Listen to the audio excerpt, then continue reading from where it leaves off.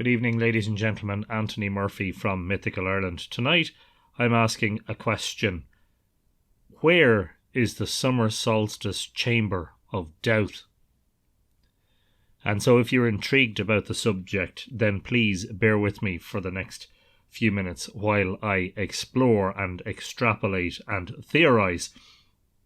So if you're familiar with my work, particularly my first book, Island of the Setting Sun, In Search of Ireland's Ancient Astronomers, you'll know that I carried out, in conjunction with Richard Moore and others, a study of Dowth and its chambers, its mythology, its curbstones, etc., and the alignments involved in the monument, and concluded that the myth relates to an eclipse that might have happened at the time that Dowth was constructed, a total eclipse of the sun. And so Dowth is one of the great passage tombs, if we use the archaeological term, one of the great one of the great otherworld mounds of the Boyne complex in the bend of the Boyne. The other two being, of course, Newgrange and Dowth, and the other two are more famous, better known because, well, they've both been excavated in modern times, and tours go there every day. At Dowth, however, the only excavation to take place was in the 1840s, with R.H. Firth and his colleagues from the Royal Irish Academy carrying out quite a botched excavation of the site. Now, there are two known passageways at Dowth. They're called Dowth South and Dowth North. That's quite confusing. These passages are both on the western, or the southwestern arc, as it were, southwestern side of the monument. The southern one is the one that points towards the position of the setting sun on winter solstice. The northern one is actually points to, I suppose you would call it, west-southwest. But it's more northerly positioned than the southern one, and that's where they get the names from. Now, first of all, because of the lack of complete excavation of Dowth, it is indeed highly possible that there may be at least one other passage and chamber in there, maybe not. However, the mythology is fascinating because, I've interpreted the myth, as I said, in terms of a sort of an astronomical content. So the myth about the, Dowth, and where it got its name from is contained in the Dunchanicus, which is an ancient collection of place name mythology contained in the Book of Leinster, which I think was written down in the 12th century. So anyway, I'm going to read you the legend or the myth. Now, it's actually contained in two versions in the Dunchanicus, once under its own title, Dubad, which is the old Irish for Duad or Dowth, and once in the poem about Cnogba or Nouth. So there's actually two slight variations of it. Dubad, whence the name, not hard to say, a king held sway over Erin, Bresal Bodibad by name. In his time a murrain came upon the kine of Erin, that's the cattle, until there were left in it but 7 cows and a bull. All the men of Erin were gathered from every quarter to Bresal to build them a tower after the likeness of the Tower of Nimrod, that they might go by it to heaven. His sister came to him and told him that she would stay the sun's course in the vault of the heavens, so that they might have an endless day to accomplish their task. The maiden went apart to work her magic. Bresal followed her and had union with her, so that place is called Ferta Culla, from the incest that was committed there. Night came upon them then, for the maiden's magic was spoilt. Let us go hence, say the men of Erin, for we only pledged ourselves to spend one day a-making this hill, and since darkness has fallen upon our work, and night has come on, and the day is done, let each depart to his place. Dubad, darkness, shall be the name of this place forever, said the maiden. So hence are Dubad and Cnogdubada named. The other version contained in the Cnogba poem is as follows. There is another tale, 'tis known to me, of that hill which Dovetock possesses. It was made, though great the exploit, by Bresal Bodibad. In his time there fell a murrain on kine in every place in Ireland, except for 7 cows and a bull, that increased strength for every farmer in his time. By him is built the solid hill in the likeness of Nimrod's tower, so that from it he might pass to heaven. That is the cause why it was undertaken. The men of all Erin came to make for him that hill, all on one day. The Wight exacted from them hostages for the work of that day. His own sister said to him, she would not let the sun run his course.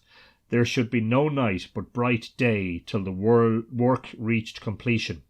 His sister stretches forth her hands. Strongly she makes her druid spell. The sun was motionless above her head. She checked him on one spot. Bresal came. Lust seized him from the hill unto his sister.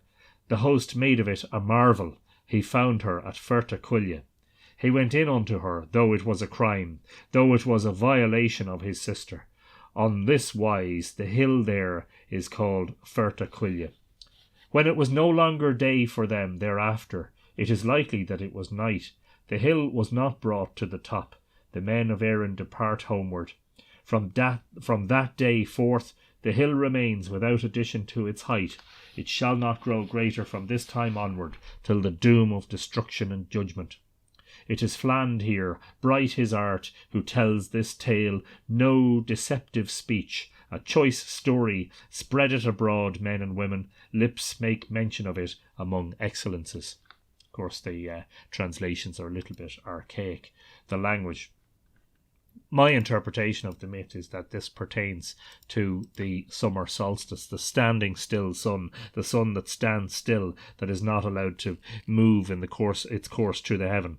It represents the standing still position of the rising and setting sun on the solstice, and indeed this is what solstice means, from sol sistere, which means standing still sun, in Irish grianstad, which literally means stopped sun.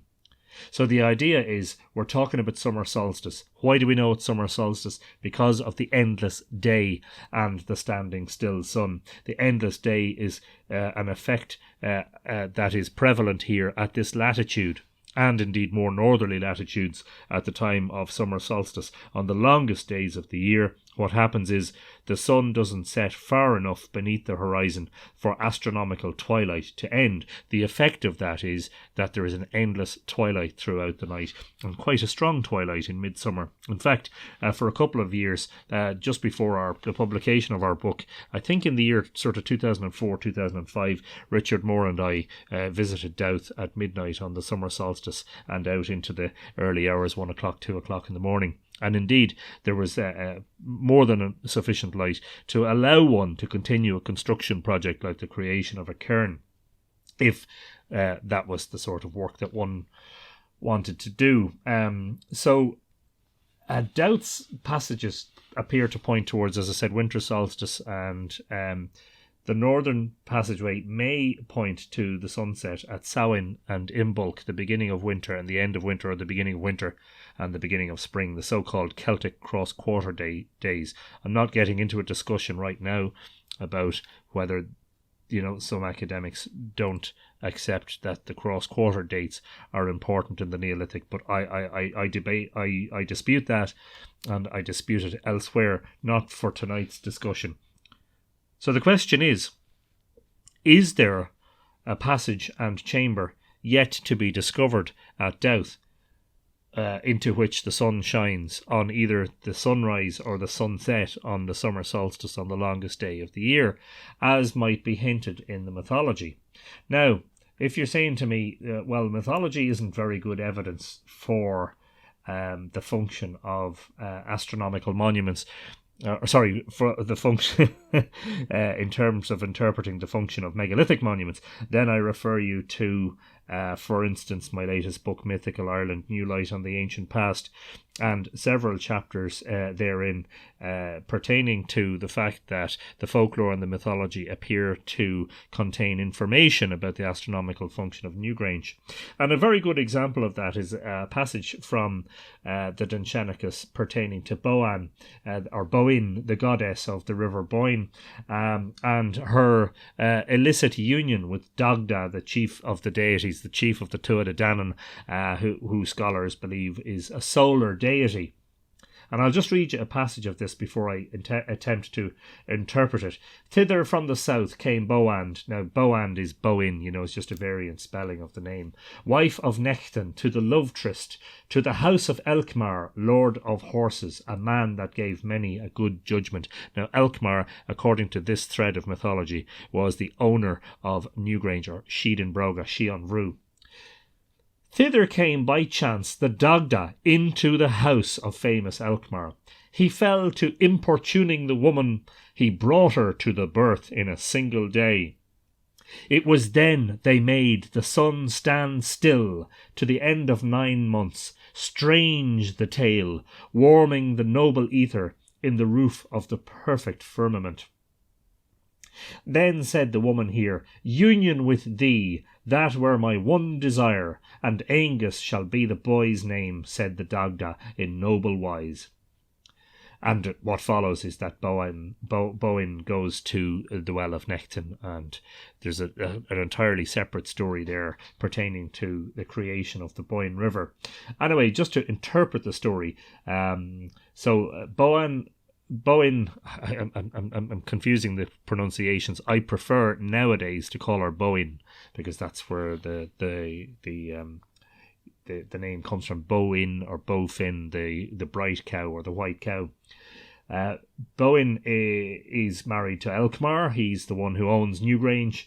Dagda, who is the solar deity or the chief of the gods, basically fancies her and wants to have his way with her. And Dagda, it says, enters the house of Elkmar, and that is the monument of Newgrange. So what we're looking at here is, in symbolic and poetic language, the winter solstice penetration of the sunbeam into the passage, what we might call the womb of Boyne. And for more information on that, refer to the chapters on Newgrange in my first book, Island of the Setting Sun. He brought her to the birth in a single day. It was then they made the sun stand still. So effectively what's happening is the sun god is mating with the earth mother, and while this is happening, the sun is standing still in the heaven. And that indeed, I believe, is a reference to the winter solstice sunrise, which is the day on which, or the time of year during which the sun's rays enter above the entrance of Newgrange in through the roof box and shine into the central chamber, the shortest days of the year around the time of winter solstice. So this appears to be, as I say, in symbolic language, a description in the myth of the winter solstice illumination of Newgrange. Now, if that is if you accept that is a correct interpretation of the myth, well, that's important, because archaeologically we're told that within a maximum of 5 centuries of its construction, the cairn of Newgrange gives way and slips out over the curbstones and the entrance, sealing Newgrange up, we are told, for 4,000 years approximately, until the year 1699 AD, when the Protestant Scots landowner, or the new landowner in the area, wants to build his house and roadways in the vicinity of Newgrange, and orders his labourers to use stone for said construction projects from that heap of stones up there, which is Newgrange, the cairn, the ancient cairn of Newgrange. And at that point, his labourers reveal the entrance stone and eventually the entrance to the passageway of Newgrange. And we believe that Charles Campbell is the first human being in the modern age to enter into the passage and chamber of Newgrange. It is not until the 1960s, in 1967, upon the excavation and the restoration of the passage and roof box of Newgrange by Professor Michael O'Kelly, that the sun is actually able to shine in there again because of the slow subsidence of the cairn and the weight of the cairn on top of the passage. The passage roof stones have pressed down, and the passage orthostats, or the corridor stones, have leaned inwards, and the light is not able to enter in there, first of all because the roof slabs have compressed down and blocked the light, but secondly because the roof box itself is actually overgrown and filled with sod and stones, etc., etc. It is only in December of 1967 that Professor O'Kelly becomes the first person in modern times. In fact, we think, or were led to believe by the archaeologists, that he's the first human being in 4,000 years to witness the solstice, sun entering Newgrange. And here we have a myth that's written down in medieval times that appears, as I say, to describe the winter solstice illumination of Newgrange. Is it possible that the myth is at least 4,000 years old? Well, we're led to at least tentatively conclude, or at least at the very least strongly suggest, that that is the case. The fact that there is a myth about Newgrange which appears to describe the winter solstice illumination of it, linking it to the sun standing still, is interesting in the context of the Dowth myth, which appears to describe the union of a male and a female, in this case Bressel, committing incest with his sister at this mysterious place called Ferta Cuilla, and that when this incest happens, the spell which is making the sun stand still is broken and a darkness comes. Now, I have theorized that that darkness is indeed a solar eclipse, but in general, the turning of the year, when the sun is moving back southwards along the horizon after it is standing still at the time of summer solstice, means that the days are darkening and the time of darkening is coming. And that may be an alternative meaning for this name, Dowth. Anyway, in my studies for Island of the Setting Sun, of the alignment of the passages, there was one interesting aspect to the whole thing, and that is that there's a sort of an annex or an antechamber on the northern of the two known passages and chambers at Dowth. So at Dowth North, which is a cruciform passageway, if you entered in, and that's very difficult to do these days, it's inaccessible to the public, but I've been in there a couple of times many years ago. If you enter into that passage, and when you get to the chamber, you turn right into the right-hand recess, in the corner there's a stile, a stone that you step over into this extra annex or additional chamber. And the theory, I suppose, here is that annex or additional chamber might have been an earlier simple passage and chamber, or an undifferentiated passage and chamber of a smaller cairn that was later incorporated into the greater cairn of Dowth. Now, if you want a precedent for that, you only need to look at George Ogan's latest book on the excavations of the Neolithic cairn at Dowth, where it is obvious that there was a Dowth before the current Dowth, which was a smaller cairn, and that the passageways were extended at a later time. Anyway, in my study of the alignment of that short passageway, I found that it pointed approximately, and I say approximately, and I'll explain why, towards I think magnetic bearing azimuth 311 degrees, 311 degrees, which would give a true bearing of 299 degrees. Now, this is a little bit shy of where it would need to be for summer solstice, but the fact that it is such a short passage and chamber means that it would, if we don't know how much reconstruction went on there when the site was built, and we don't even know if that is indeed an earlier passage. That may all be revealed down the line by archaeological excavation in the future. Certainly it hasn't been excavated in recent times, so we don't know. However, if you accepted that was perhaps an earlier passage, it would be short enough to allow the sun to enter in there over a range of dates, which would likely include the summer solstice. However, I'm inclined to think that is not what we're missing here, although, look, it's still possible. I'm trying to remember, in one of the descriptions, so the O'Kellys, Professor Michael O'Kelly and Claire O'Kelly produced a paper on Dowth, and I have a copy of that paper, so I must refer back to this. Unfortunately, I don't have it to hand right now. That antechamber, that extra annex, I think was referred to in local tradition as the King's Chamber, which would suggest that possibly, I mean, if you follow the myth, that, this mysterious king, Bres al Bodibad, might have been buried in there. So there's a possibility that was a summer solstice-aligned passageway. However, I'm inclined to think that at some point in the future, we may well find another passage and chamber under the cairn at Dowth that is aligned to either the sunrise or the sunset on summer solstice.